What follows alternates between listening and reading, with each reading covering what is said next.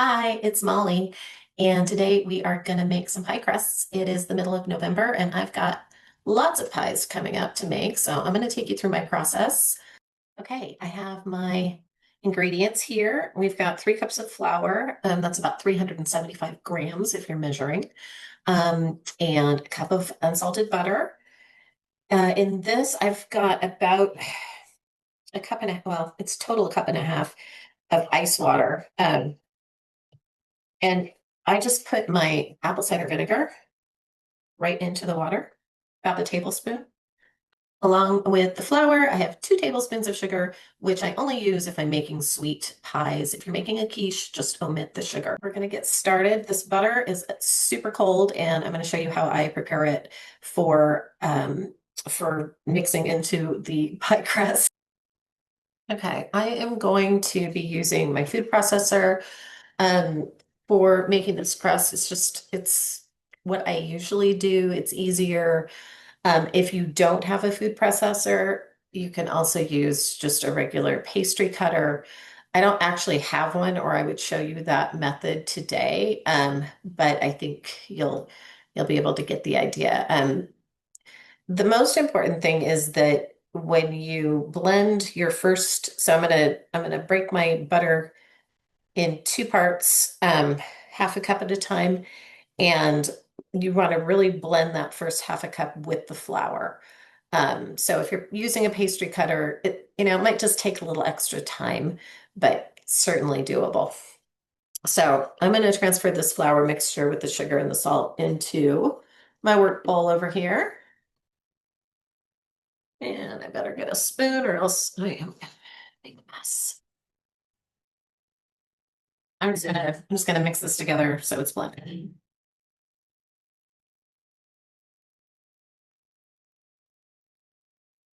What I used to do is just cut my sticks of butter into tiny little pieces, and you can certainly still do that. But recently I have discovered that I really like to use box grater. Um, this is especially helpful if you don't have a food processor because it really breaks up the butter well.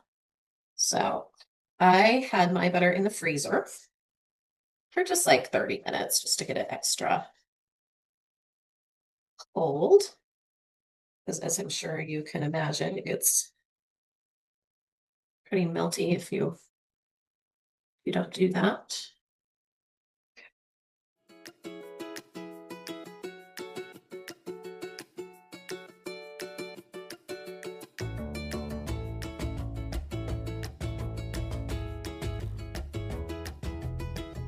Are you all done that? Okay. I just had a little tiny piece. I'm just gonna put it in there. All right, so take this first half cup butter.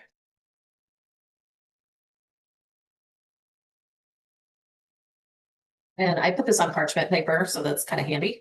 So I can just pick it up and dump it right into my work bowl.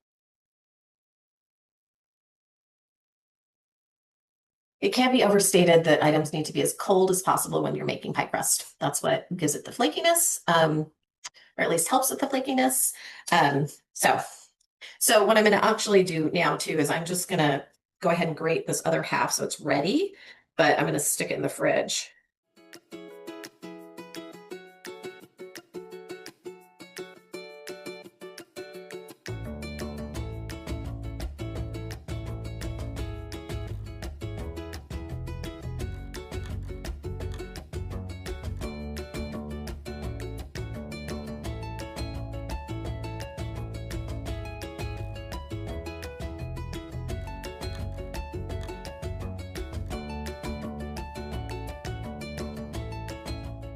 Okay, so again, I've got 3 cups of flour, 2 tablespoons of sugar, 3/4 teaspoon salt, and a half cup of a really cold grated butter in this.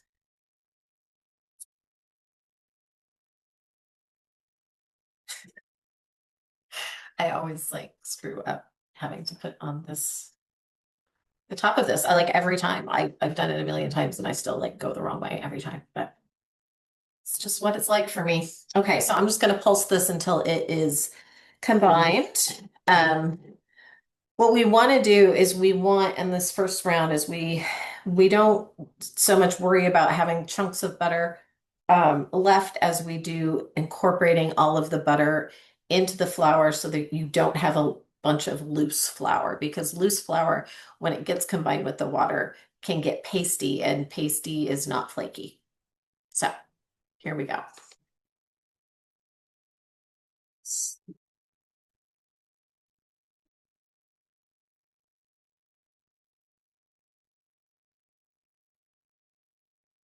You can see, I mean, obviously it's so much easier with the food processor, but if you're using your pastry cutter, you're just working it with your pastry cutter. Try not to use your hands because again, you want everything to be really cold. Um, this is just about there. I will show you this mic. Okay, so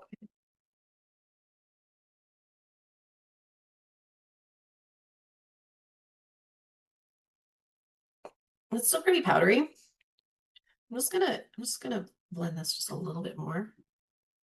Um, I did it right that time. Okay.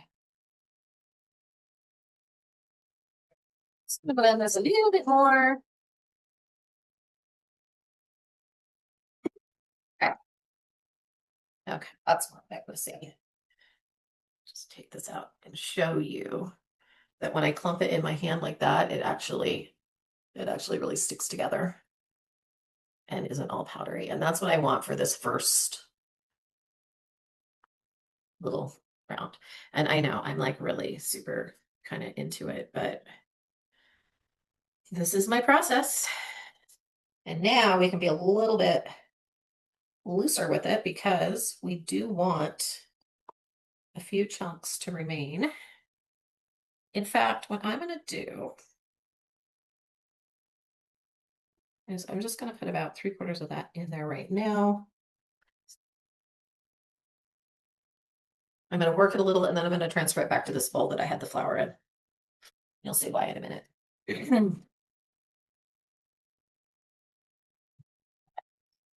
That in.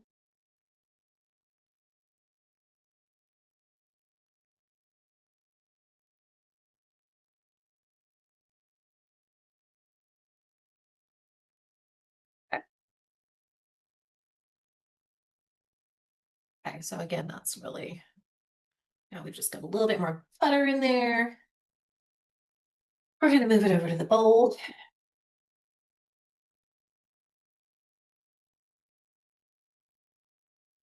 And I'm just going to put the remainder of my butter in. And I'm going to work it in real loosely because I want those loose, well, those intact, I guess, little shavings of butter in there. I don't want to mix them all the way in. Because what happens is when you have the little solid shavings of butter, they create little pockets, and those pockets are what create the flakiness. I'm sure there's a more scientific way to explain that to you, but that's what I got. Okay, so now it's time to add our water, and to which I've added my apple cider vinegar. You could use any kind of vinegar you want. White vinegar is just fine. You also, I've also used vodka. Both vodka and vinegar really work to tenderize the crust because they prevent the gluten from developing as much. So it's less likely you're going to overwork it to the point of toughness, I guess. It's just a little extra insurance to make the crust a little bit more tender. Um, so I'm going to start with about 6 tablespoons of this water vinegar combo. And again, I may not use all of it, and it's fine that I added the tablespoon. It doesn't really have to be a full tablespoon in this batch. It's just important that it's in the water. If that makes sense. If it doesn't make sense, please, tell me in the comments and I'll do my best to clear things up for you. Okay, so I'm just going to sprinkle about 6 tablespoons. at a time here, which is about a third cup. I'm just gonna gently work it in with my fork. I used to do this while it was still in the work bowl, but I found that I'd rather have a little bit more control over it by using this larger mixing bowl to work it in. Add a few more tablespoons. I think one area where people sort of get tripped up with pie crusts is in trying to make it like a cohesive dough while you're mixing it. I mean, that's going to come by sort of forming it. It's still going to be loose. But that doesn't really make a lot of sense, I know, but you're going to see what I'm talking about in a minute. Okay, so we're starting to get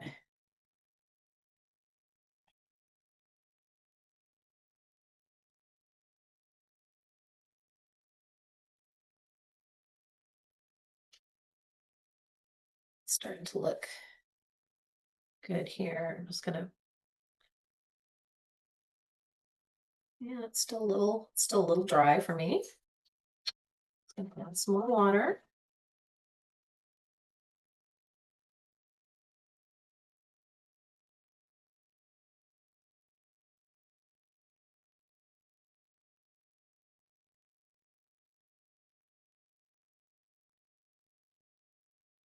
Fun fact is that my brother Billy also likes to make pies, and he often makes them for Thanksgiving for his kids and their family members, and they're really good.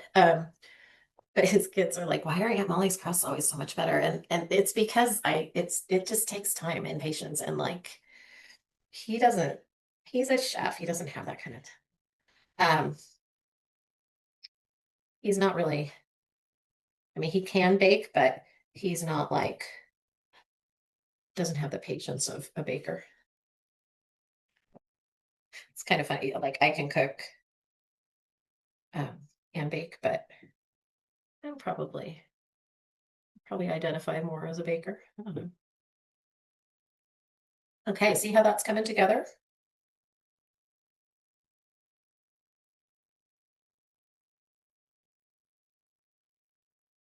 That's really good. I'm just going to add about a tablespoon more, and I think I've added.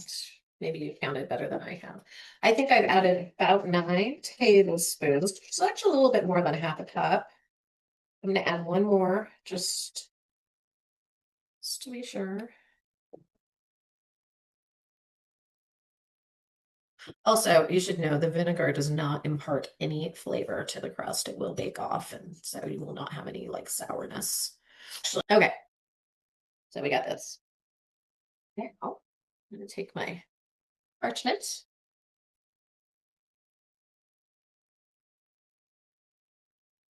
I am just going to take about half of this, and I'm just going to ball it together.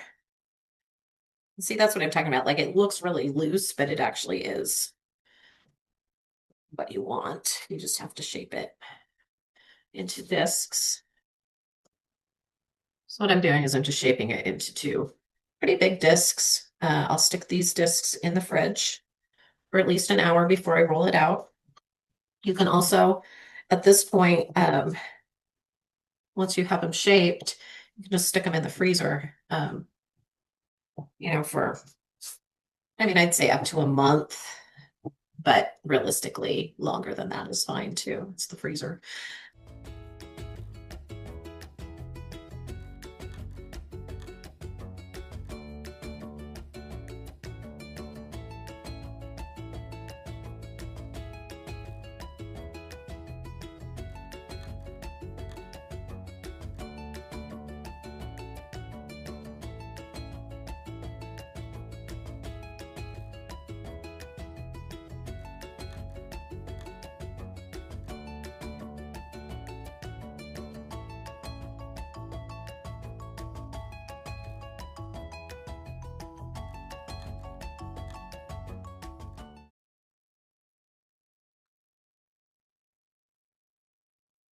There's a fine line between too much water and not enough.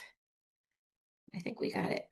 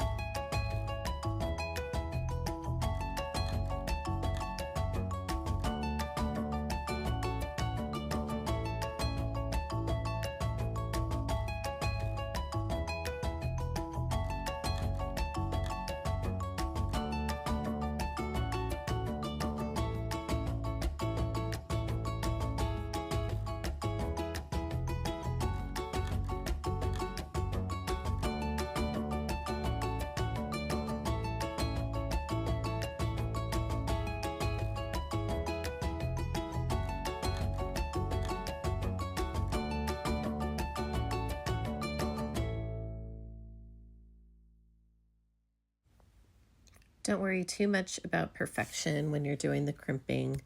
Um, One thing you do want to be careful of is don't get too sharp at edges because they might tend to burn a little bit if there's not enough of the edge. I'm also going to show you how to do it with the fork, like you see here.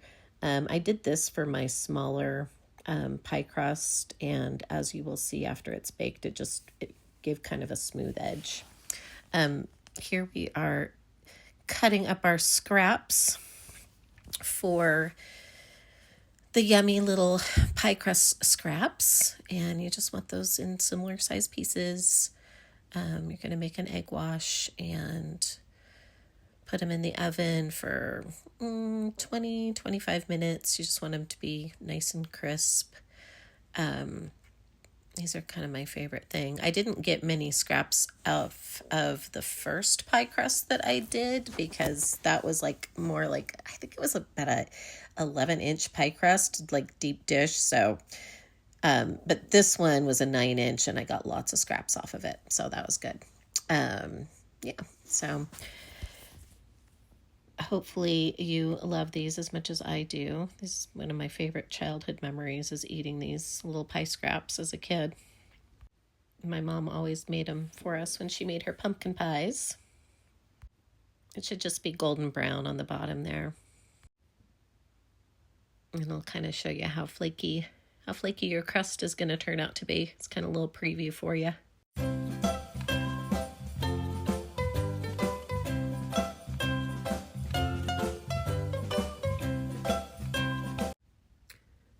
Before you blind bake your chilled crust, you want to build like a little fortress inside to keep the edges up, and because especially with an all butter crust, those edges can sort of sink down when you bake them.